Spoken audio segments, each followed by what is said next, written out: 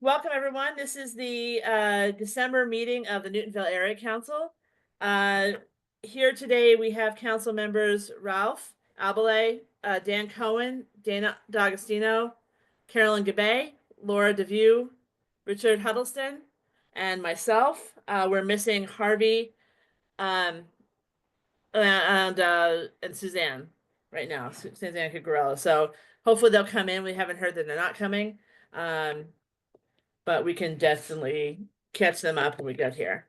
So we haven't had a meeting since October due to the fact that our November meeting was scheduled to be on Thanksgiving. So we have a lot of things to go over today, a lot of catch up to do. The first one is on the agenda is a memoriam for Susan Reisler. I don't know if everyone's familiar. She is or was a council member right before we got on, before I got on, definitely. Dana, I think you served with Susan. Yeah. Carolyn, you served with Susan. Martina, who's no longer on the council, she served with Susan. And you know, I know she was sick for a while, which is why she kind of came off the council. But I thought had made a good recovery and then just recently passed away. So I felt like we should do something to commemorate her, either in terms of definitely a donation to one of her the charities that is mentioned in the obituary that I sent all of you, or do something around Newtonville, like see if we can get a plaque or some kind of acknowledgement from the mayor or something to just kind of acknowledge her locally, because she was such an important part of the Newtonville Area Council for such a long time. Does anyone have any ideas or suggestions? Do that, Carolyn? Hi, I don't know if everybody got a chance to read it, but I sent it through the city email, which therefore maybe everybody didn't get a chance to read it. A draft resolution that I can read now for review purposes, thinking that a formal resolution of condolence would be appropriate. Susan served on the area council for at least 3, if not 4 terms, and was a great spirited booster of Newtonville and did quite a bit of work on keeping the neighborhood beautiful.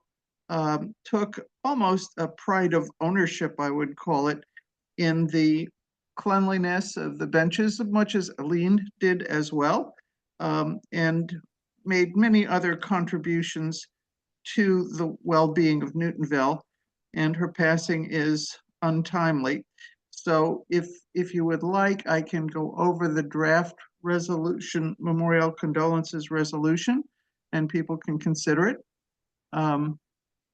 But I would suggest that we give both to the charity designated in the obituary, which is related to the blood cancer from which she passed away, as well as getting a plaque on a bench, which Dana has done the legwork with the city to find out what that process and cost is, and it's surprisingly often done and surprisingly inexpensive.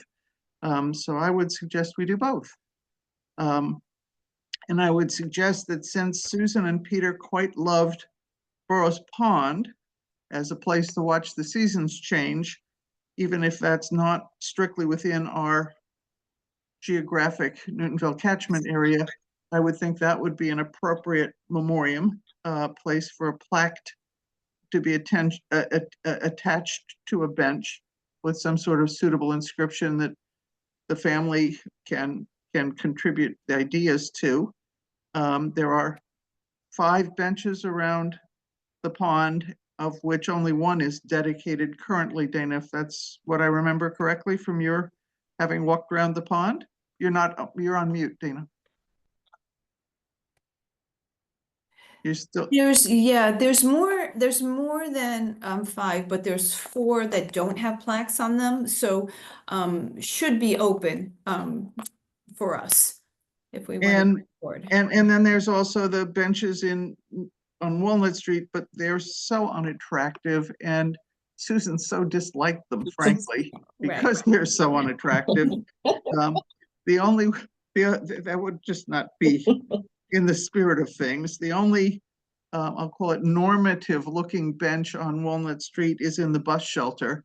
But, so those would be the candidate locations. I think the pond would be nicer, if we could work that out with the city. And Dana, you found out from the city what the cost of affixing a plaque is?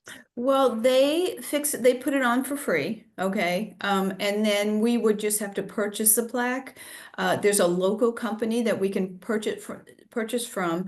Takes about 5 to 6 weeks for them. It's a nice bronze plaque for them to do. About $400, but it will depend also on the bench and the slats on the back and how big the plaque is. I think 2x8 or 2x10 is what the city prefers.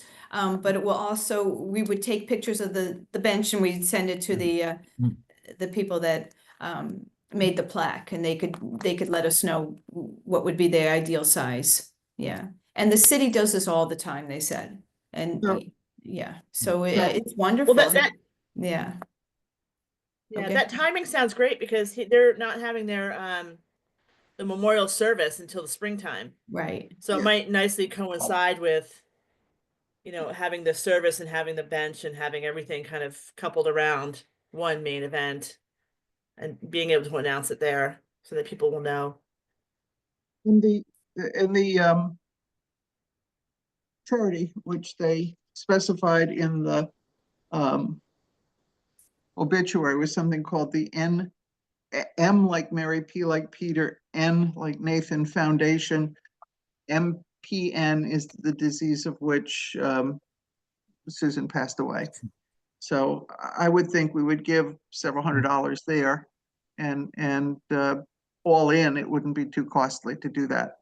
I've got another you- suggestion too. I think it would be really nice if we could frame the resolution also and give that to Peter. I think he would really appreciate that. So I'm suggesting that we just allocate or, put a little more money aside, just not knowing how much everything costs. I'd hate to have to wait a month or so. You know what I mean, to move forward because we haven't allocated enough money. But I think a nice, framed the resolution, whatever it would be called, and a plaque would be two things I think he would prefer. And then if we had enough money donating, I think that might feel a little I think it feels a little closer to home and more what he wants the first two, the plaque and maybe a framed resolution. Do you have by any chance a sense of how much to have it nicely produced and framed, for example, over what do they call it, the big framing show or something, or the one right at the corner of Walnut and Washington? So I don't know if we need to get that professionally done, and I can get some pricing on it. I know I don't know, maybe a couple hundred maybe. But we could do it for cheaper, but I would say all in if we maybe allocate maybe $1,200 and then whatever we don't need, we wouldn't use. And just for those of you that don't know Susan, she's been involved, her and Peter, with Newtonville for many, many years, and just a force and just I don't want to start to cry. Hold on, I'm gonna stop. I don't want to cry. A force for good Yes. and somebody who was really sweet, to Yeah. put it bluntly. Okay. So, Okay, but anyways, so yeah. with that, may I read what I drafted and people can have Yeah. for edits? Does that sound fair? Can I just ask a quick question before we start? The resolution, besides having it framed, like what exactly is it? Where would it go? What is the resolution in your Well, it would find its definition? way, it would be in the minutes. Okay. It's just the vote like any other but it's a Okay. nice statement of sentiment. So I captioned it as a memorial condolences resolution of the Newtonville Area Council in memory of Susan Reisler. And the preamble reads, whereas Susan Reisler, a former area councilor of the Newtonville Area Council, has passed away, leaving a profound sense of loss among her family, friends, and the entire Newtonville community, semicolon, and whereas Susan devoted her time and energy to the betterment of Newtonville, serving with distinction, dedication, and integrity during her tenure as an area councilor, and whereas Susan's commitment to public service, her advocacy for the needs of our community, and her thoughtful leadership enriched the lives of all who live and work in Newtonville. And whereas Susan's kindness, wisdom, and collaborative spirit fostered a sense of unity and progress within the council, I guess say area council, and the wider community. Now therefore be it resolved that the Newtonville Area Council hereby honors the life and legacy of Susan Reisler, acknowledging her many contributions to the betterment of Newtonville and expressing deep gratitude for her selfless service. And be it further resolved that the Newtonville Area Council extends its heartfelt condolences to Susan's family and loved ones during this time of sorrow, sharing their grief and celebrating the lasting impact she has made. And be it further resolved that the Newtonville Area Council donates blank number to the MPN Foundation in her memory and honoring her. And being it further resolved that an appropriately inscribed memorial plaque bearing her name shall be affixed to a bench in an appropriate location dedicated to her memory. And be it finally resolved that this resolution shall be entered into the permanent records of the Newtonville Area Council as a testament to Susan Reisler's exemplary service and lasting legacy. Adopted this 19th day of December by, I hope, unanimous vote of the Newtonville Area Council.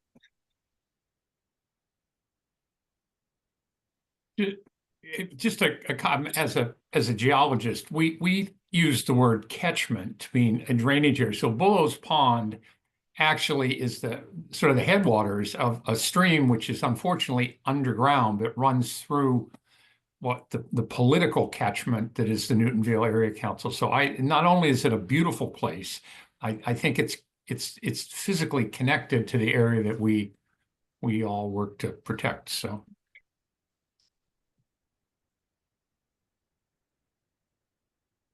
Carolyn, that was very well done. The only edit I would make is rather than have a specific amount of money noted in the resolution, that it be a more general term of a donation was made in because it may be more, it may be less. Right. Yeah. And I wouldn't want to have to go back and vote on it again after editing it. Now, is your concept, Laura, that we would allocate a certain gross amount for all the steps and then sort of what's left over Yeah. in a rounded number will go to the, Yeah, that's what I think makes sense, especially after we vote on that general amount, as Dana said earlier. I mean, we could, the amount of, it depends on what you want to do for the frame. A frame could be $500 or it could be 50, Yeah. Right. so Depends. it really depends on what you want to do there. so it makes sense. So we would just in this resolution vote say the Newtonville Area Council makes a donation to that foundation. And then in a separate vote, we allocate a gross amount to cover the plaque, the resolution, and the donation. And then I think delegate to somebody in that vote the final number that they, send to the foundation, maybe Dana, but because Carolyn, if you send me the text, I can take it and lay it out in a pretty that'd be lovely. method. And then I will then have it printed and then hand it off to you all to get it framed. That would be lovely. Perfect. Counselor Lucas, do you have a question or comment? Yeah, thank you. Carolyn, I don't know if you want to reach out to Carol Moore with the resolution. She might be able to print it on a call it a nice piece of paper. And it will be enclosed in a folder. If you send her the text, she might be able to do that for you. Could I, thank you. Could I suggest that I send it to Laura, and Laura, if you would collaborate with Carol Moore, I think she's a clerk of the city, and Yeah. figure out between the two of you how to produce it? Yep. And with that, can I make a motion, and I hope somebody seconds Oh, this oh, solution? I have a question. On the resolution, I know it's saying from Jennifer, but what if we all signed it, the area council? Is that, would that be better, or is that too confusing? Like, you know what I mean? Like, I know it says from Jennifer, I don't know if she signs it, or maybe, I don't know how that would work, but do you think it should be? That may be something to talk to, is it Carolyn who I have to contact? She's Carol. Carol. Carol Moore. Carol, I'll Carol Moore, send you, sorry. Laura, I'll send you the information. Why don't Great, we, so, why don't we approach this as sort of, it could either say, adopted this date, this November 19th, 2024 by unanimous vote of the Newtonville Area Council, and stop there. Mhm. I think that's. Or if Carol recommends that there be a John Hancock on it, that it be by president. Whatever works for Carol. I'm fine sharing the Hancocks. You know, because I know it's all of us who are doing this for her. Yep. But I'm also happy to sign if it needs to be official by one person. So with that flexibility in mind, can we, can I make a motion to proceed? Second, All in favor? It's unanimous. Looks that way to me. Okay. Thank you very much. Yep. Now, do we need to discuss the amount now and get that started? Shall we take a vote and say, I think Dana, you think 1,200 would cover the Well, plaque yeah, I think. and the, y- and I'm sorry, Yeah, I don't think the framing is gonna be that much, actually. I mean, he doesn't want a big garish frame, Peter, in his, place. I think, the framing and whatever, a couple hundred, if that. I mean, I don't even, and so if you do that plus, I mean, I think 1,000 would be more than enough. so just to math it out, we've got 400 or so for the plaque. Yeah, Got, let's say 250 for the production and the frame. yeah. So that's 650. And I think we would want to, I think 250 would be a minimum amount to give to that foundation. Yeah. So that all adds up around 1,000, give take, and we don't have to spend it all. Mhm.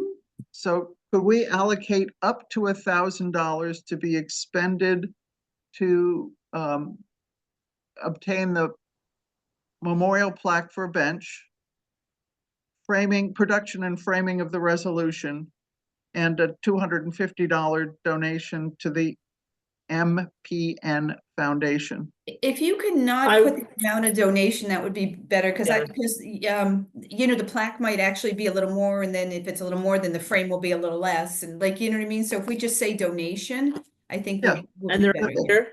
Okay, that's a friendly amendment. Yeah, Okay. So it's up to $1,000. Is the allocation? Okay. I'll move Is that. everyone okay with that on the council? I Mhm. think that's a Somebody wanna- sufficient number. yeah. Somebody want to Okay. second that? I'll move it. I can second, or Dana? Yeah. Dana will second. All those in favor? Yep, it's unanimous. Thank you very much. Yes, thanks everyone. I know I also, Counselor Lucas, I think when we spoke about this earlier, when it first happened, you had mentioned that, um, that that Peter really didn't want it publicized or didn't want to make a huge deal about it at the time. And I'm wondering, is this something, do you think now that we can, with the resolution coming out, that we can announce it and thank her for her, for her service, or what do you think? Knowing him, or if anyone else has Yeah, contact with him. yeah, Uh, I am. I spoke I with just haven't him. said, I Oh, haven't said anything about it because I know Yeah, that it's a sensitive thing for him and I didn't want mhm. to do anything to upset him. Yeah, when I spoke with him, it was maybe a week after Susan had passed, and you could really hear it in his voice that he was still very, very upset with her passing. So I can, if you want, I can reach out to him tomorrow oh, to see. But go so ahead. I've already talked to him. I've talked to him a few times myself and Caroline. I think he would be absolutely thrilled that she was remembered this way. And I think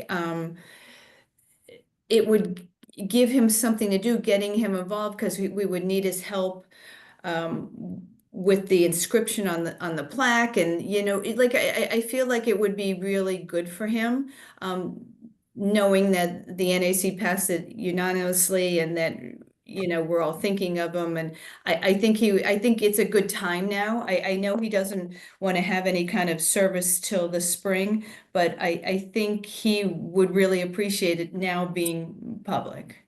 Yeah. What do you think, Caroline? Is that Well, your? I was just gonna say, when you tell him the details, and I assume you or Tariq will be talking with him about these details. I just called to reach out for general condolences, but um, why not ask him how he wants it or not publicized? I mean, maybe the time to publicize it more would be at the affixing of the Yeah. the plaque. I don't think this is topic for a blast on Yeah. the emails, but maybe it would be nice. And I see Martina here. Maybe when the plaque is dedicated, maybe that would be the time to publicize it and perhaps have something written about it in the Big City News at that point. Martina, do you have an idea or comment on that? I I talked to Peter frequently when Susan was sick, and she had a form of leukemia, and she did not want people to know. She didn't want people to ask about it. It wasn't so much that Peter didn't want people to know; it was Susan's concern.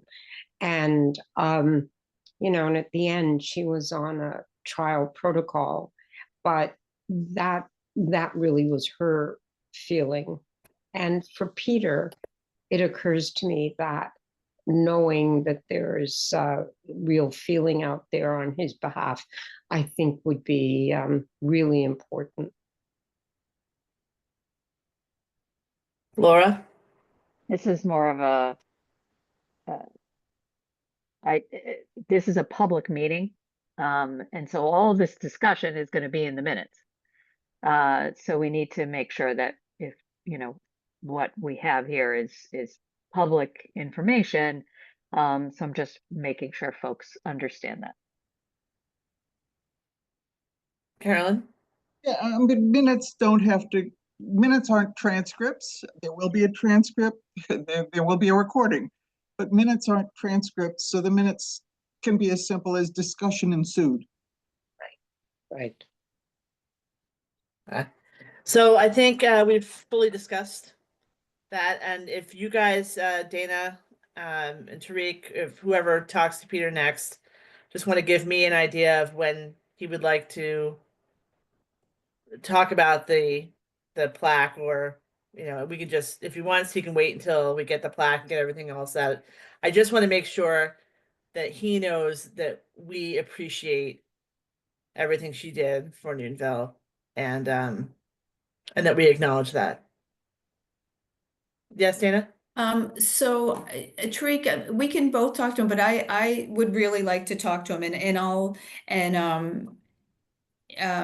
we would also need his help on the inscription, but more importantly, I'll just ask him if, when or if, he wants this public, and I'll find out right away, and then we'll know, and I can. Thank you. Yeah, so that would be good. Yeah, if you want to reach out Thank to me you. tomorrow, that's fine. Yeah. If you want, I'll just let me know if you want me to contact him, okay? Okay, all right, thanks, Tariq. Well, thank you. We'll consider that agenda item closed. And thank you all for being so generous with writing the resolution and getting the research done for the plaques and voting for the monetary donation.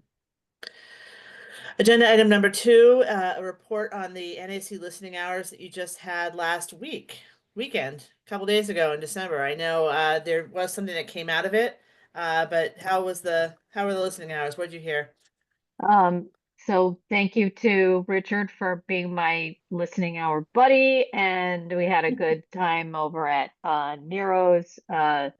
We had so many people, but we had such a little table. We looked like we were having some kind of sit-in. But it was a really good time.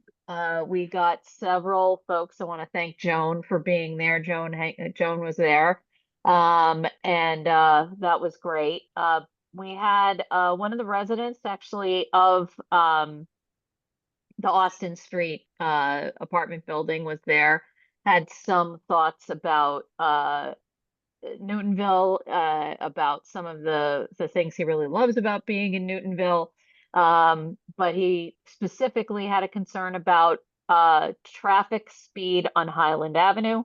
And so after that, he said it's much better now because of the construction on the senior center. But that's not going to last forever.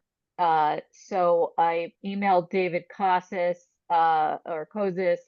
and he gave me some information that I need to follow up on, and I'm going to ask Richard to help me with that. And we'll go from there to see if that's actually a street where it was reported for high speed traffic or excessive speed. His gut is that it is used as a cut through by the high school students, and that's why it's so fast. I'm not going to blame the high school students. I just think it's a cut through in general. But because the senior center and specifically the trailer for the senior center is at the end of Highland, at the intersection with Walnut, it's kind of acted as a traffic throttle. So his question is, can we permanently throttle it? So Richard and I will follow up on that. We had some residents on Walnut Street specifically concerned about a neighbor who has turned their backyard into somewhat of a junkyard. It is a rental property, and so Ralph, I can circle back to you because it's literally right near your house, in that part of the village. But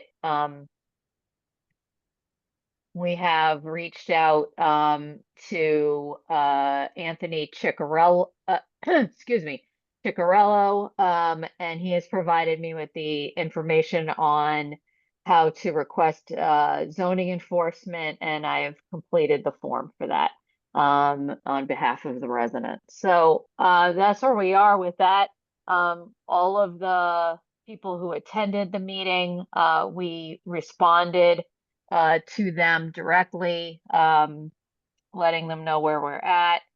And we also had a visitor from Highlands, Robert Physic came by, and he hung out with us for a bit. It was fun.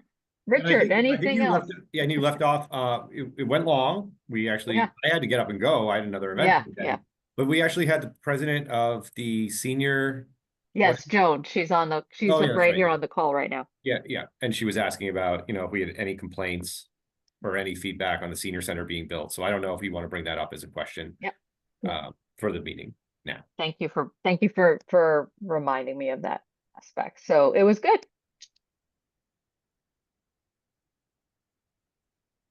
Are you seeing that more people are coming as the time goes on and people are starting to become aware of it? Of I listening think, hours? yeah, I think the better, Or is it you just know, where we random? do better is when we get the announcement out at the beginning of the week and then a reminder at the end of the week. That definitely helps. Mhm. And you know, I think that one of the things that I will make an effort, this time I happen to have a conflict at the start of the meeting. I couldn't get there as early as I usually do. I had a friend in town. So I usually would get there about 20 minutes ahead to try to get a table. But otherwise it was I think because of the location and being able to get the word out in advance, I think it's a good thing. Well, Great. I mean, I'll keep doing that as long as you keep sending me reminders to do yeah, it. no worries. But I think we did it like Friday night and we did it that Monday. So Mhm. people had more than enough time to plan Yep, for it and then remember the night before. absolutely. So. And I think the time is a good time because I think it gets people kind of the tail end of the morning. It's not early. I think once you get past noon, that kind of messes up people's day. So I think getting us in right before the end of the morning makes sense. Ralph, If you CC me on the correspondence that you sent, I'll be happy to kind of step in. My neighbor and I had a discussion about that this morning, so yeah, so I'll let you know. thanks. Great. When do you have one scheduled for January yet? Or are you going to Good do one in January? question. Yeah, thank you for bringing that up. I was kind of looking at the year ahead. And we've typically done it the second or third. I like to have it before the NAC meeting. So the January meeting for us is the 23rd, correct? In theory. In theory. Yeah. So yeah, so it's either the 16th or the 23rd as the meeting. Um, I'll then like to have it the Saturday prior. So if we could set the date for the January NAC meeting, I would then have it the previous week. Okay, the reason I say in theory is because and this came up later or earlier, talking about do we want to keep it on the fourth Thursday, which is something we have to talk about during our January meeting, Mhm. and setting the schedule. So we have to set the schedule in January for the rest of the year. But we can Right. always do a special meeting to set the Yep. schedule if Okay. people are available. That way we don't have to wait. And that would Okay. just be a quick meeting. But Okay.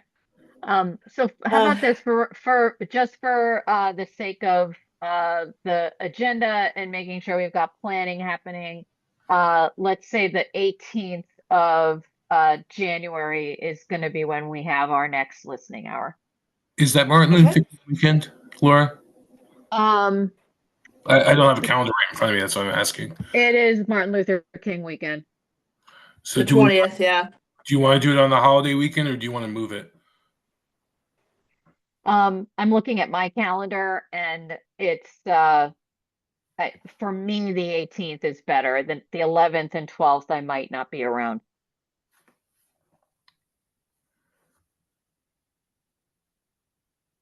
Well, once you set us, if you figure it out, let me know. We'll tentatively schedule it for the 18th, and then if something comes up or you want to move it due to the Martin Luther King weekend, then just let me know. We can Okay, move it around.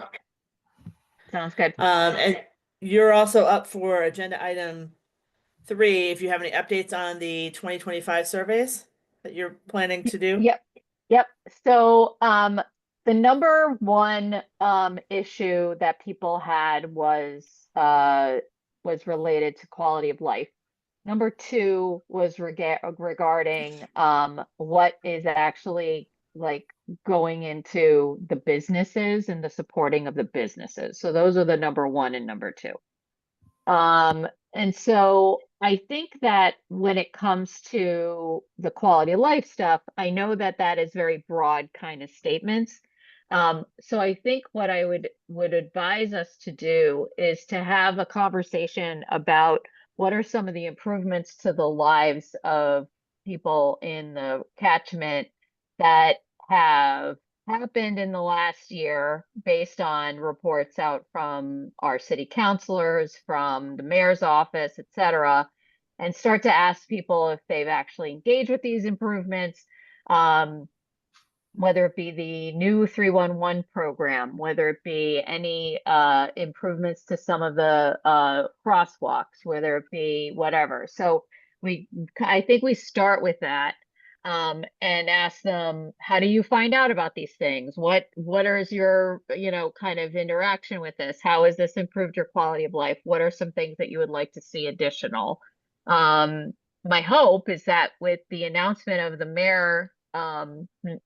mayoral race, that it's going to be a race, that if we can get our ducks in a row and actually find out from our residents what people actually are really caring about, that might be helpful in terms of engaging whoever's running. And then the other thing, as far as the issues with the what's happening with the businesses, I think that some of the work that Carolyn has done on even just getting in touch with some of these businesses and these spaces that are empty, getting to know people. Obviously, Dana knows everybody from the Newtonville Village Day. That is something that if this is more of not necessarily a survey of people who partake in services, but finding out from the actual owners and managers of the businesses what would make, how can we improve people's use of Newtonville small businesses. So that's what's going on in terms of where my brain's at. And Carolyn, I saw you had your hand up. I apologize. No, not at all. I was just curious when you say it's going to be a race. I was only aware of Mark Laredo as a declared candidate and Mayor Fuller saying she's not running. Is there another candidate who's declared? Not at this point, but I can only imagine that there's going to be more people running. I mean, this is the last time we had a election when Mayor Warren decided not to run for re-election. What was there, like 6 candidates at one point? So, we'll see what happens. Yeah, I was just curious if you heard anything already. I don't want people to infer that I know anything, but I would have to imagine there's more people thinking about running at this point, that there is not an incumbent. Okay, so that would be, if we can kind of work on those two things, then going forward, then we can get some information. I'll send an announcement out to folks about getting together on that but over the next month. Great, thank you. Carolyn, your update number 4 for window wraps. So working diligently. As I sent around an email just in case, I like to be thorough. Anyway, the excellent news is that there will be a tenant coming in shortly to the building we know as Natural Sense next to the Village Bank. They signed a lease, or are about to sign a lease. And so at some point in the hopefully not too far distant future, we will have another retailer right there at that site. Do we know what it is, Carolyn? No, I spoke to the real estate agent, broker, leasing agent, and they were very intrigued and interested in our window wraps project. But she confided in me yesterday that they just secured a tenant to the liking of the owner of the property, Beverly Goldstein, who ran Natural Sense for many years and lives in that building. So I'm sure it'll be a quality tenant.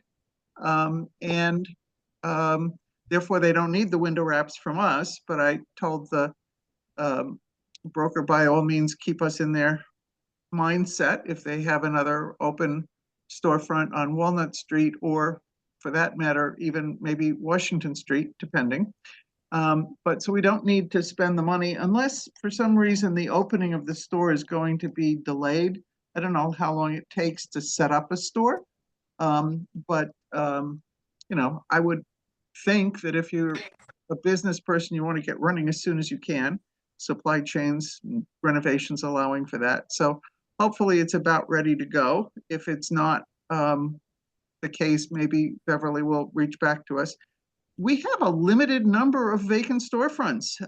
By my count, there's just what used to be a co-bella between Ledoux Thai and Union Pharmacy.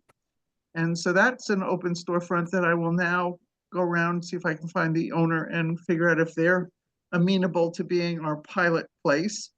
And then after that, I think there are no open storefronts on Walnut Street because the biggest open storefront was the CVS. And as we all know, something's going on there. I don't know if Councilor Lucas, I think he may have dropped off, but I don't know if anybody knows what's going in there.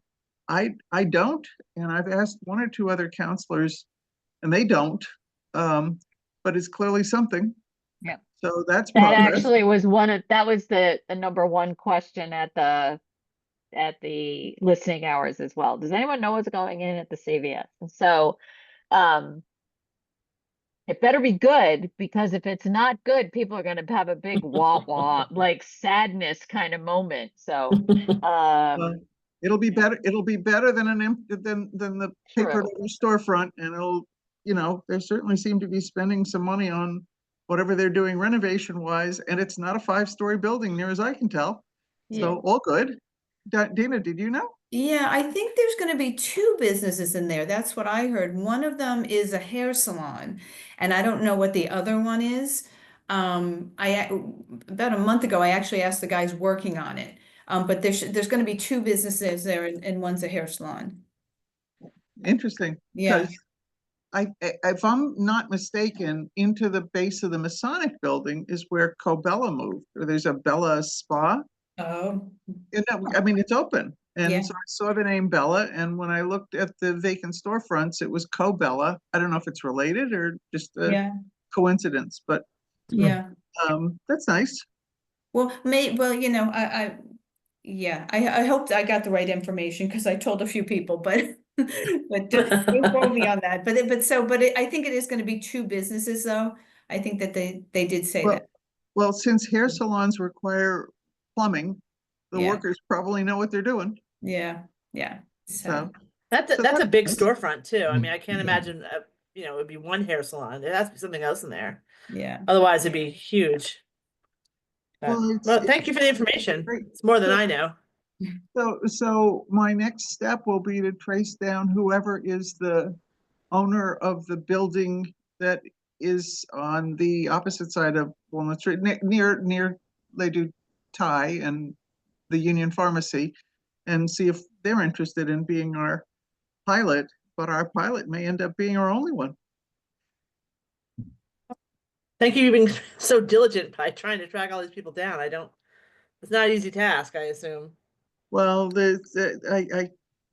I'm going to use the assessors database, so it's not that hard. And then the city person, who's George Sesson, I think his name is supposed to be able to give me connections, but I haven't really seen that much yet there with him. Haven't followed through with him. Got it. Well, thank you for being diligent on that. The next thing in our agenda is the NAC poster distribution. This is something that we started, I guess it was 2 years ago now, to really talk about how to beautify Newtonville, have the businesses have pride in Newtonville, have people recognize that they're part of Newtonville, and to help clean up your area. The reason it started is because we had a problem with litter, wasn't it? People were just disrespecting the storefronts, and it was just a big mess. And so we had printed these posters up, and Eileen, who was a council member last term, she was in charge of the posters and going around and talking to all of the um, business owners and getting them to put these nice posters up. Like I said, it's been 2 years now, and the posters are looking kind of rough. So we had given her funds to print up new posters. And then she just didn't get a chance to go out and distribute those posters. So she has, I think, 40 posters right now, enough to re-blanket the Newtonville stores with the posters again to get new fresh posters up. And she's just looking for someone to take over that job. She's just doesn't have the time anymore. I know she's been teaching. She got a new job teaching, and then she's also watching her grandchildren. And so she's just really super busy. Is there anyone here who would be interested in working on that, Laura? I'm happy to, because I think it also helps with that idea of working with the local businesses on that survey. So I'm happy to do that in conjunction with that, and then I will ask other people on the survey committee if they want to help in any way. Yeah, that would be great, because that's another foray into it. At least it's a soft introduction. Yeah. And then they'll remember you. Well, Like I said, I can Well, connect you. I'm not typically considered soft, but we'll do the best we can. Well, it's a nice little posters.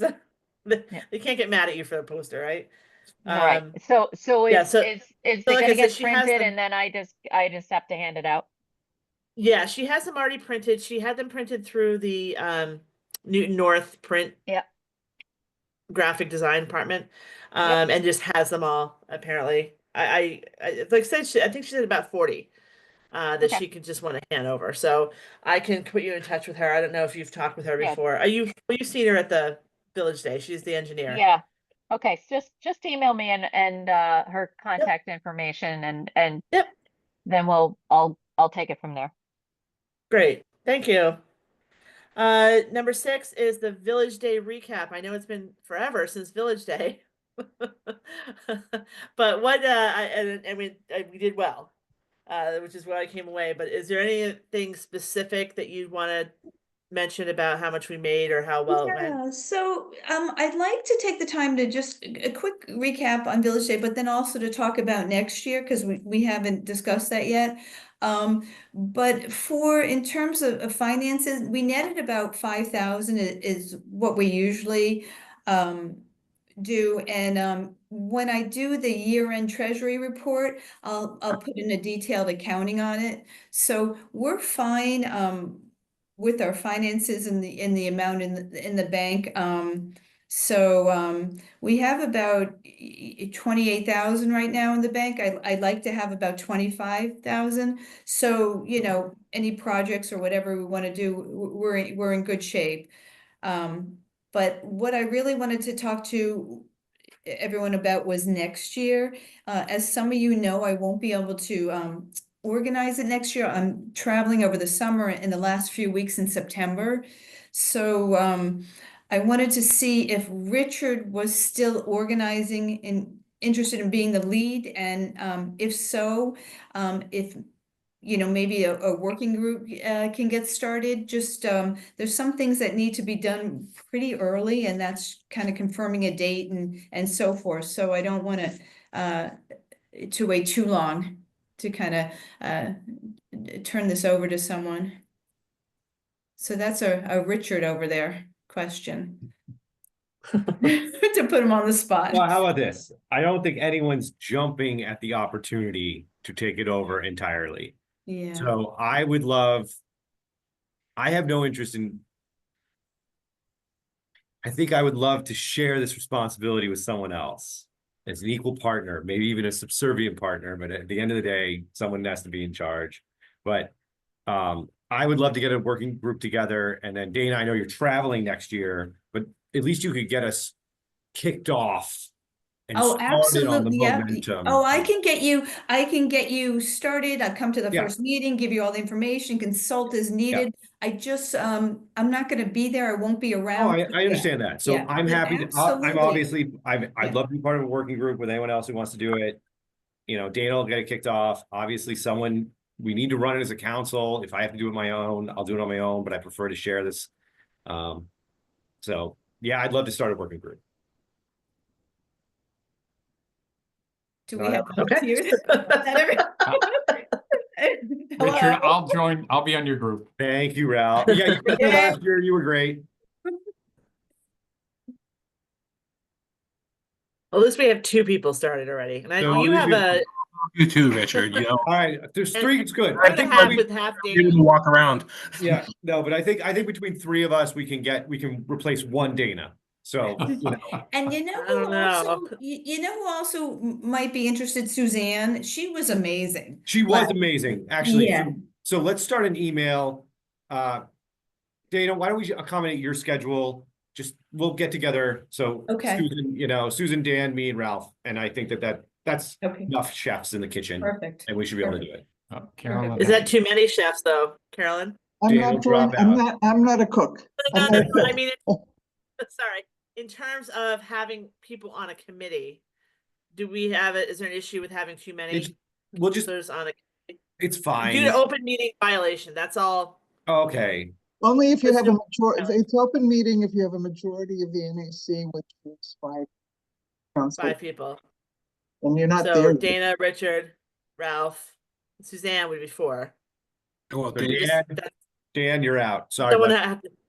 Sorry, buddy. Oh, Last you minute know what, volunteer. you first guys, one out. I don't want to volunteer Suzanne, like I have no idea, like, you know what I mean? Like if she's interested, so, just to kind of backtrack a little bit, I just think she would be amazing. this But I weekend, don't know if Okay. she's available. if So Suzanne- why don't we say tentatively it's 4 of you 5. And we'll see how Suzanne feels about it. Like I said, again, you don't show up for a meeting, you get volunteered for stuff, so you gotta watch out. the other Dana thing, knows this. the other thing, Dave, is you can step back, and then I can be the 4th person. Meaning you can get things started, and I can step in to keep Sure. it to 4. But Jennifer, That's can't they do just a working group and have more people? Is that I've always been That's why confused. about that's why I was asking Carolyn, Yeah. because No, she's it's any aware time, of all things legal. it's any time you have a majority of the area council getting together to discuss any kind of business as opposed to just sucking back beers. It's an open meeting problem. But this is administrative though, right? So, Well, the conservative view yeah, would be, don't go there, but Okay. I don't think there's a lot of harm in it, but that's my conservative view of it without playing lawyer. But while I'm not joining that party, I do happen to have at least first draft manual of the Village Day, that just a hard copy of it that Maura Harrington authored way back when, a how-to or checklist. If anybody has OCR software, I would love to send it to them in a PDF so they could convert it to OCR to make it into a Word document so that whatever work group finds itself in effect can use that document, abuse that document, lose that document, whatever they want, or update it so that it's a document for the future. But does anybody have OCR? Optical character reader software? I do not. I don't even know what that is. I don't either. But Is it like on DOS or something? Like what are we But talking what about? it does is it, in an automated fashion, converts a PDF into a Word document instead of Well, retyping. I mean, I use Adobe software that Yeah. takes Adobe, converts it. I bet that's the OCR. Adobe, I think the Adobe would work. And Well, if not, I'll break out send it my to- old Texas Instruments Typewriter? computer from, yeah, and see if I can Word find that. processor. Yeah. Right, I will start by sending a PDF to you, Jennifer, and if that Yeah, crashes I'll your see if I system, can we'll crack go from the there. code. Okay, we can do that. And guys, that will be really helpful. Maura spent a lot of a lot of time on that, and it's pretty good. It just needs to be updated a bit, but that would be really Yeah. helpful. It's Yeah. not massive. It's probably 10 pages. Yeah. Okay, yeah, no problem. Send it to me and I'll see what I can do. Jennifer, if you don't do it, I put it in the chat and you can send it to me. I'll give it a try. There's a free online tool there that does it. Okay. Looks it up. So if Yeah, you can, Adobe can do lots of stuff now. It's pretty amazing what you can break into and manipulate with the tools that I have. But anyway, well, thank you. Is there anything else on Village Day besides next steps? No. Well, again, thank you, Dana, for running it, and I know you'll definitely do some big footprints for us to fill for next year. But as long as you don't go way too far, we can still catch you. That'd be great. So thank you very much. Is Dana. Alaska too far? You don't have to go that far to go away from us. So kind of far. Yeah. Okay, thank you. Agenda item 7, any additional Newtonville issues? Is there anything going on? Carolyn? Not really an issue at all. I just commend to you that if you have the opportunity to drive on the recently repaved, which is nice, Austin Street, you know, the one that runs past from Lowell straight through to Chestnut, and take a look over across the Mass Pike at the Dunstan East construction site. As you know, from the street looking on Washington Street, they have raised the 4 stacks for the elevators. If you really want to get a sense of the dimensions, get a slightly aerial view by going to Austin Street, stopping the car opposite it, and take a look through the trees. It's not too leafy right now, and you will see how big that site is. You don't appreciate it from ground level at Washington Street. It's fascinating, at least to this geek. I'm kind of glad it's not a big hole still. At least something's happening there. But it's gonna be huge when it gets built. Anything else happening we should need to discuss? I was just with the one resident who showed up, one of the residents who showed up at the office hours was someone who lived in Woburn, but actually moved into the apartment complex above Nero. And we asked why, you know, what was the story behind that? And he said, well, he was downsizing, but he didn't find long-term housing yet in Newton. So he needed a place to sell and be transitional. And then my mother moved into the complex above Meta temporarily while she's doing renovations on her house because of a life incident. And I talked to the housing or whatever, the rental manager there, and he said, you'd be surprised how many people in this building are not transient Newton people, but Newton who are either people who are moving to Newton, moving around Newton, but they are like Newton residents of a sort, but they are just not, they don't have a permanent. So I don't know if that would be one thing that, because we're a council and we can ask questions, we could go ask a property manager or something like that to give just give us a presentation about that or something. Because I think that's something that I didn't appreciate what the population was going to be of those buildings. You know, people say things, but then we actually have someone who has some statistics about it. And I thought that was interesting. Yeah, the complex over by Wood, the D line, that Woodville, Riverside? it used to be the same way. Oh, okay. Woodland, The one Avon right over- before Riverside. The Avon Yeah, next stop. to Woodland. Woodland, yeah, that's it. That was the same way too. We had a lot of parents who would live there, you know, and just like establish their kids in school, but still looking for apartments because it was impossible to find a house in Newton. So I think a lot of these buildings are kind of used for that purpose. But I mean, I never thought that whole thing would get filled, and it seems to be completely full, both of them. Completely full. Yeah. Yeah. But maybe we can do something. I want to hear too about the new thing coming in behind the church, the Sheboygan, not Sheboygan, that's Wisconsin. Swedenborgian. Swedenborgian. Thank you. Yeah. Sheboygan. Because I know that's gonna happen, and it seems like no one's really talking about it. And I'm just really curious about that part of the That building. came up So, at the meeting too, because some of the people were asking about it. overall, the people at the meeting, when it came to housing, were very open to more housing. Like they're like, we Yeah. need more places for people to live. And so that was interesting.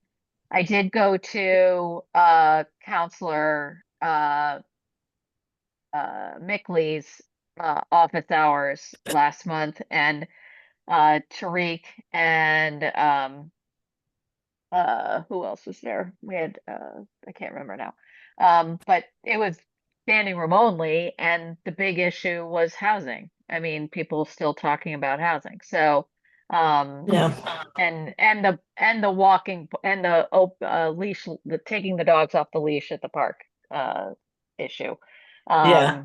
That was a heated conversation. But Yeah. I think that, you know, I like what Richard's throwing out there as far as this idea of like, I think it would be interesting to know, even if we don't get a full-on presentation, but if we ask the managers of each building, I know you're full.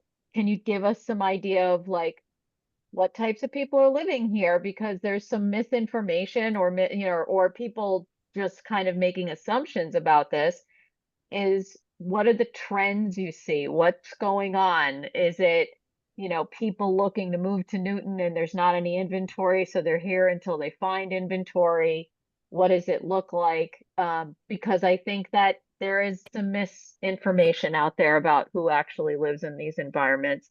Mhm. And you know, Richard, I don't want to have you share more than you need to share, but you also said that uh your mom's over in one of the buildings and they had like a Thanksgiving event. Yes. Yeah, and that was like, can you talk a little more No, about that? I just thought it was interesting, and this goes to about size and scale. We talked to the guy who's in the Nero building, and I don't know the name, Austin Street building, whatever. And he said, I don't know my neighbors. And they have a part-time property manager, and they don't really have a big common space. Whereas the building my mother's at, the Mita building, again, I should know the names. They have a large common space, and about every couple months, like they had a Thanksgiving before Thanksgiving where they invited everyone in the building to come and get dig catering, and they did bingo. And my mom actually got to meet a bunch of people in the building, and then she met some 2 or 3 different women who she had met over the years living in Newtonville forever, would downsize to live in the apartments there.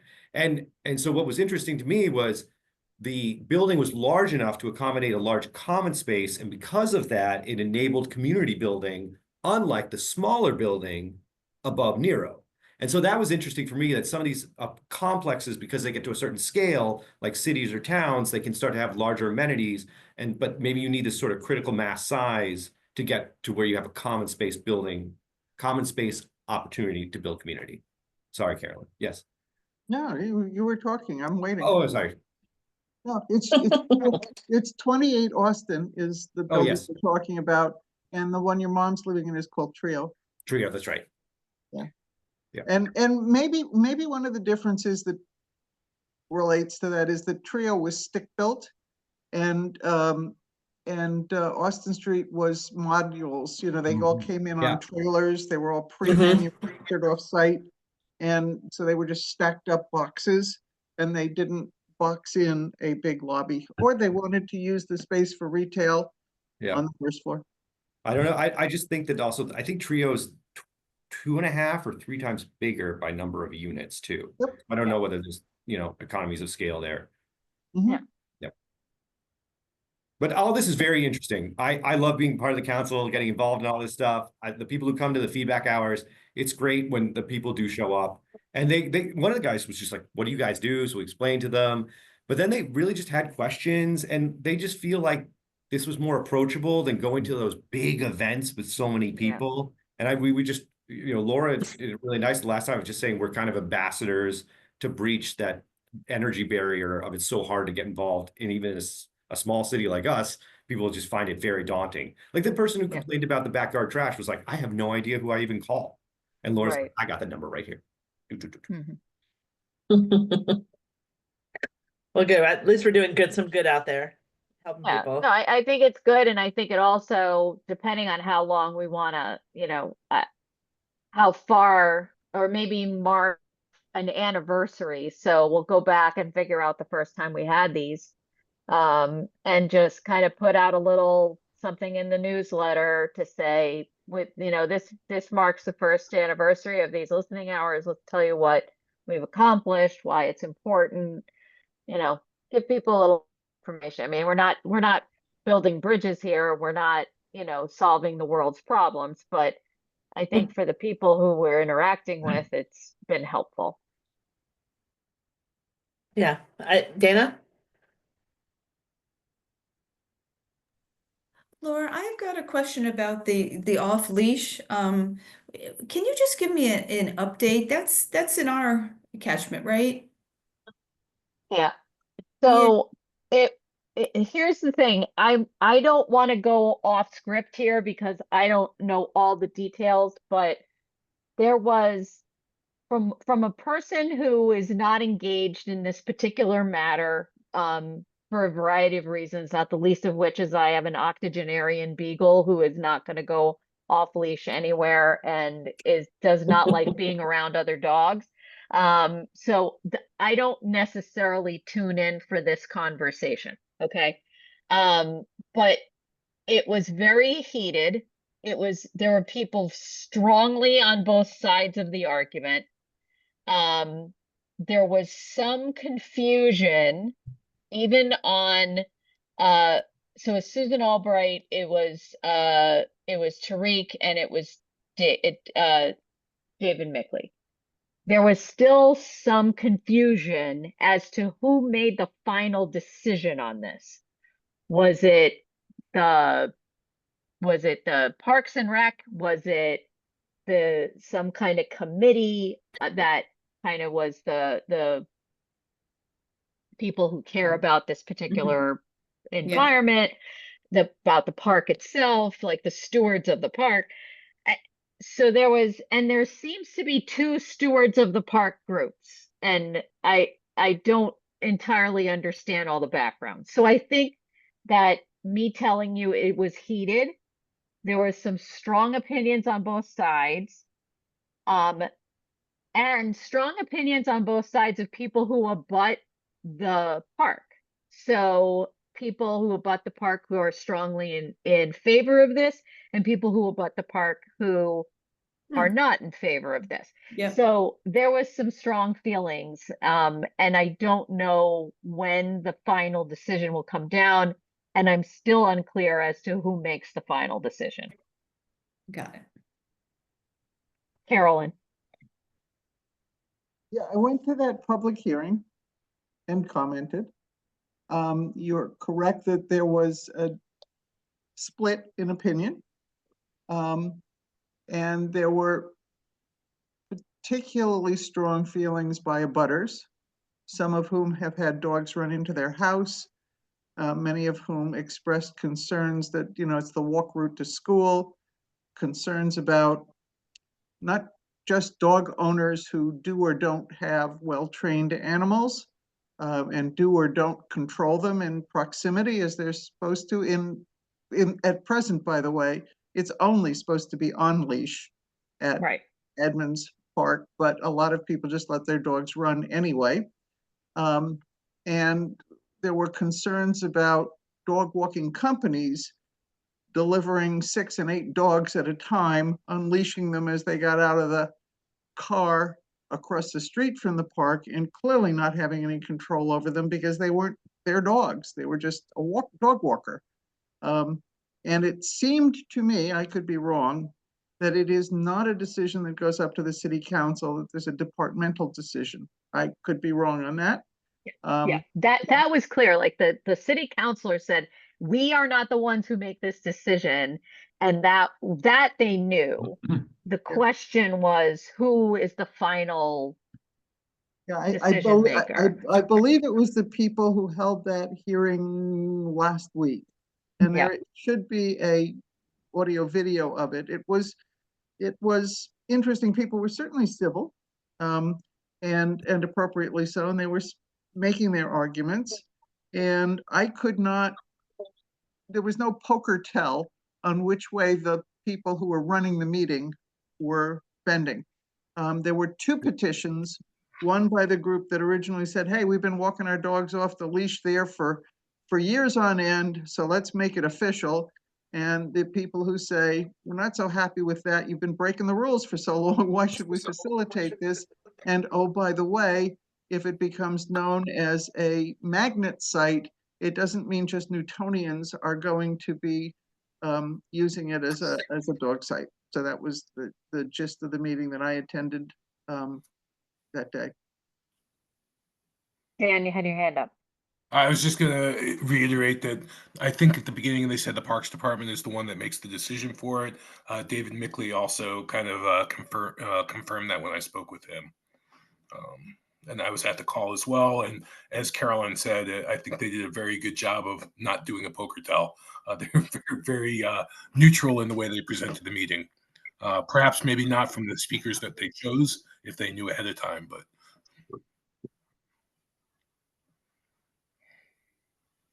Yeah, so they didn't make a decision yet? Or did they make a decision? They No. did not. When will the decision be made? I did not hear a date announced. Okay, so just whenever they feel like it.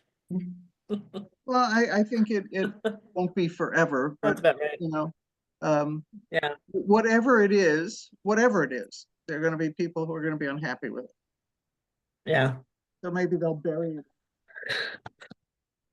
They also brought up at one point that we have other off-leash parks in the city, and that it's not that there are no off-leash parks. So regardless of what the outcome is, there's already off-leash parks. They haven't had, I don't know if this came up in the meeting, Dan and Carolyn, but they stated that there haven't been any major issues in terms of those off-leash parks.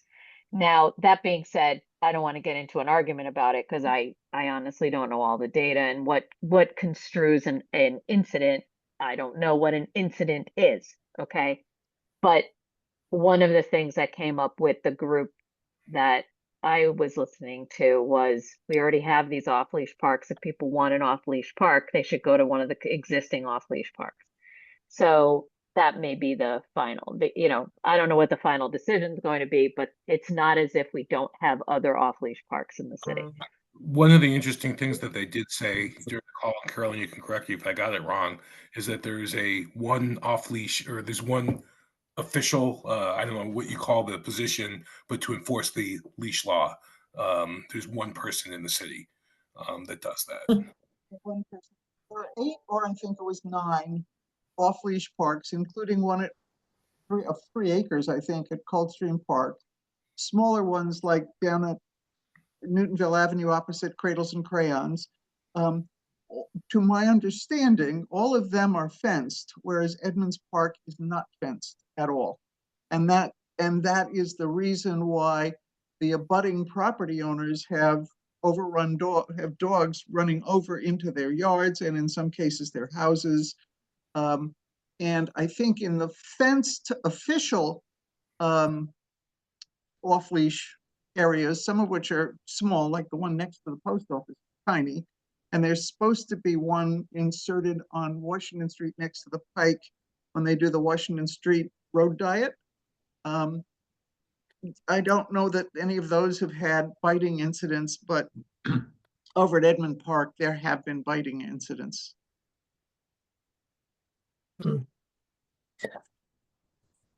That's interesting. I guess we'll keep a watch on it and see what happens. And I don't have a dog, so I have no bone in this. No dog in the fight. If you do want to do something, there is website surveys for both sides that if we wanted to share those on our email, I can send them to you, Jennifer, so that if our residents want to weigh in, they can. You know, I think that would be interesting stuff to include in an e-blast whenever the next newsletter goes out, assuming it's still a decision being made by our department, whatever. Yeah, if you want to go ahead and send this along, I can send them out. I have to do a little searching, but I'll find it. There was feedback during the office hour that the mayor's email with the PS, the PPS, whatever. I don't know the format, but the people did say they did learn a lot about what was going on in Newton from that. So, you know, she's not endorsing or whatever. She's just saying this is something that's happened. You know, there's a link. Yeah. So know if we want. Yeah. Well, I think on that point, Dan, where are we Yeah. on? I know we were trying to have like a communication plan. Those conversations, have they gone anywhere, or are we still waiting on that? So they're basically stalled. I mean, basically to do that, we have to have a little bit more discipline in how we do things in this organization. I talked to Suzanne about it. I mean, right now, I think we've got a bunch of different tools in the way that we're not as disciplined, I think, as we need to be to do that. I had started to create a website to put our calendar out there, but if we're not using it ourselves, then, you know, it has to get to a critical mass. We have to decide as a group that we want to have this stuff published, and then kind of publish very religiously with someone in charge of our publications. And right now we're a little bit ad hoc. So if we want, you know, we have to be a lot more disciplined to move it forward. You know, and I couldn't even gather a list of the tools and the e-tools that we have for communication between the Survey Monkey and things like that. I know, Laura, you had sent me a few, but like we have this, I don't even know what capabilities we have with our email services. So we really need to make a conscious decision of what our official tools are, what our communication policy is, and then just from a best practices point of view, we, you know, sending emails are great, but if we're more disciplined with a regular schedule and a publishing practice, that will be better. Dana, I think you were up first. Yeah, so are we getting a new city website? And if we are, will that change everything? If it's easier to use, like, is that what I heard, or is that not happening? I heard that somewhere, or read that somewhere. I think that's. Did we just get one? I think that's one of Mark Laredo's campaign planks. Oh, okay. Because the fairly recent city updated email sucks. And it is dysfunctional. And I just happened to go to our website to get the minutes and agenda, and it says page not found. You know, That's because it's buried. It was a League of Women Voters. They put out a report, and it was The in that transparency report. report. That's where I saw it. It was in that report, a suggestion. I thought it was a great suggestion. Did anyone read that? Is it that is Yeah. yeah. So I'm thinking like maybe that would happen. That would simplify everything. And Maybe. Dana, you just took my other issue. I'm Yeah. wondering if we can invite someone from the league to come to the January or February meeting to provide a 15-minute Yeah, overview, because it was an excellent report. yeah, I I think we agree. need to get more. I mean, this is a major reality that there is a real feeling of lack of transparency with the city, and a lack of understanding of what's going on. And I think that we need to have someone from the league come and and present that information. Circling back to what Dan had to say, I don't think that we have I don't think it's an insurmountable task to try and get together a monthly, because even if we build it around, we have the listening hours on this Saturday of each month, we have once we have the meeting schedule done in January, okay? And then be able to say, okay, if this is when the meeting schedule is going to be, if this is our kind of our cadence that will happen around that, then at least we have something to adhere to, and that will be helpful from a communication standpoint. But I think that we need to do that in January. Once we get the schedule of meetings done, maybe the next point of order is a communication plan to build off of that. Carolyn. Yeah, I mean, I think that's, oh, sorry. Can I just say, with regard to that communications plan and the suckiness of the city website and the insurmountable barrier of its forlorn backside, or whatever you call it, it's an impossible website. It's been too much time sunk into it. The Woburn Area Council long ago gave up on the city website, and their city website page simply takes you to their own website. I think we're spending good time after bad trying to fix this horrific city website page, and we should just get our own website place and do like the Woburn Area Council does. And if people go to the city website for the Newtonville Area Council, just as a hyperlink to a highly functional, rather attractive, up-to-date, not a hassle in the, what do you call it, the back end, you know, just do a separate website, because this one is just brutally bad. And the stuff that was put in there back when Tim was doing it, we still have, when you could get to the minutes, you had all sorts of draft minutes. It's just a dog's breakfast. I mean, when you go there now, our bulletin board shows that we're going to have the in September, save the date, because we're going to have Village Day on September 29th. Yeah. It's just not worth the time, energy, and effort to try to fix something that is so badly constructed. I think we should blank it out and move what we want as part of the communications plan to a separate website, the way that Woburn Area Council did it. Is that Yeah, maybe it makes sense. is that a company you hire to do that, to build a website? I mean, I would go for that. Like, why not? We've got a, You can do it yourself. It's pretty easy to do, oh, is it? like a Okay. Squarespace or you know, like it's pretty easy now.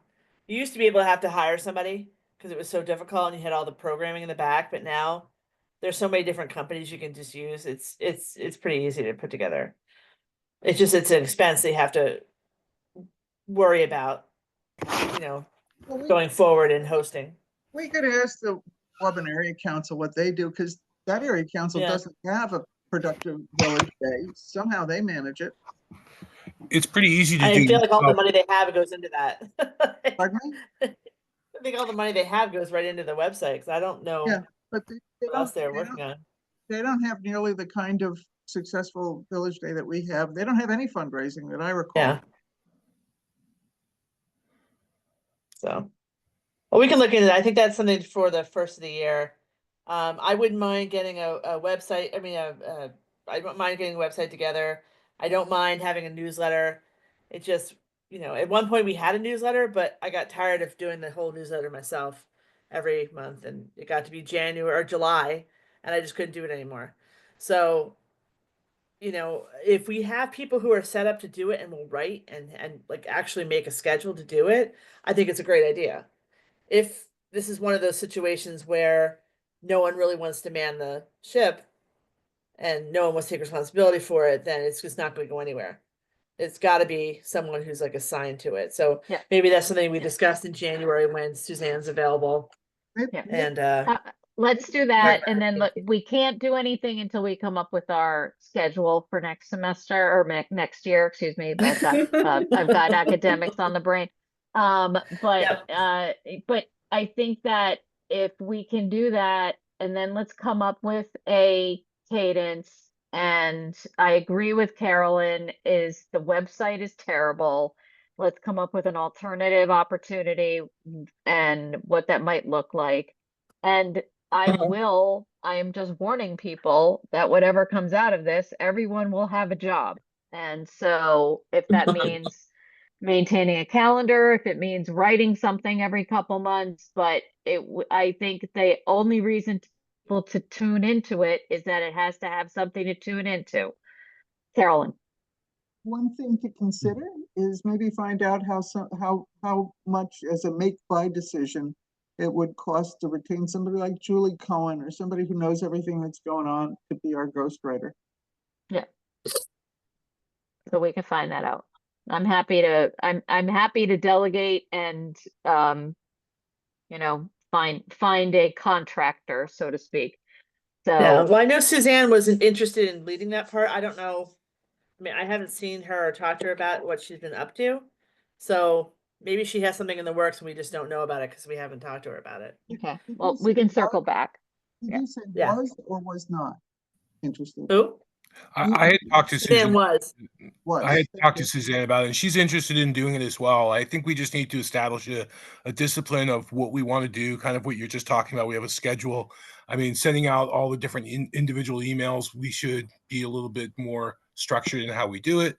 If we do it according to, I think what Laura, you proposed, we've got our listening hours, we know our meeting schedule, and then we can just send out the email blast with a link to something so that way we can change it as we get closer if we need to.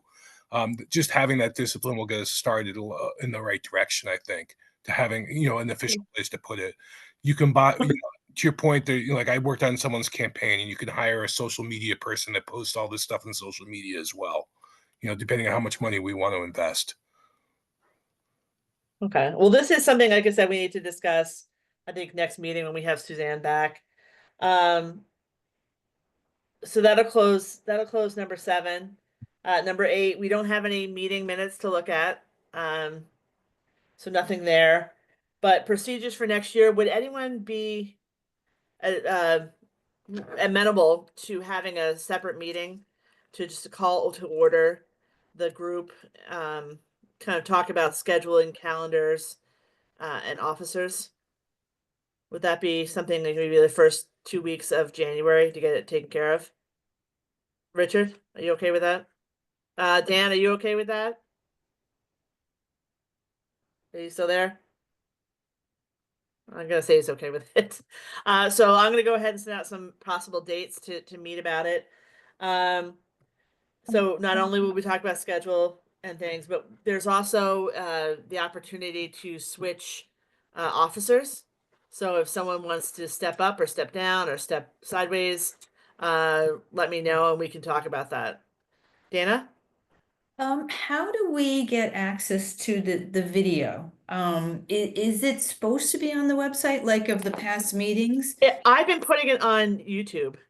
Okay, how do we just I have- Google NAC meetings YouTube, or how do we get that? Yeah, so I have a channel that I download them onto on YouTube because I couldn't put them on the city website. Okay, So I created a YouTube channel.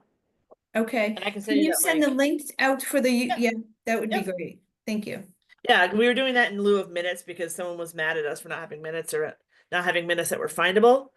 So I told her we had YouTube. Yeah. And we have that's them all the way great. back, at least the 2 years. I don't know how, I don't, as long as I've been doing it, I think I have minutes up there, but I don't have them for way back, way back. Okay. Dana, I just went to YouTube and put in search criteria, Newtonville Area Council, Newton, Mass, and it came up. But look at the dates though. I did that too, and January 2024. it was Is February that 20. one? Okay. I mean, they're at February 20. They're in there. They're not stacked. Oh, because- but They're not in order. Oh, I didn't see any But- recent ones. I think I just saw. Yeah, we have a channel. I'll send you the link to the channel. Okay. Then Perfect. they're all there. So Okay, perfect. okay. Yeah, I think it's under my name, maybe. I see my name on yeah, it. Jennifer Bentley 9611. 73. I think I had to do it as a person, but it does have our branding on it. So okay. If anyone else knows how to fix the branding for that, that'd be great too. But otherwise, I'll send something out soon about a date to meet early January, so we can get that all taken care of, and we can start off our January meeting with the some of the discussions and some of the ideas that we had tonight. So we'll Okay. see if we can get some And- speakers. And Yes, before we Dana? go, before we go, Richard, if you want to just put down some dates in January that everyone's available, or what just throw out some dates for everyone, and we can try to get like a first meeting. Okay, great. So anything else going on? Are we all set? Carolyn? Motion to adjourn. Okay, I second that. All in favor? It's unanimous. We get to go home. So thanks, everyone, and everyone have a great holiday. Yep. Safe travels if you're traveling anywhere. And I will see you soon, in January. Bye. No.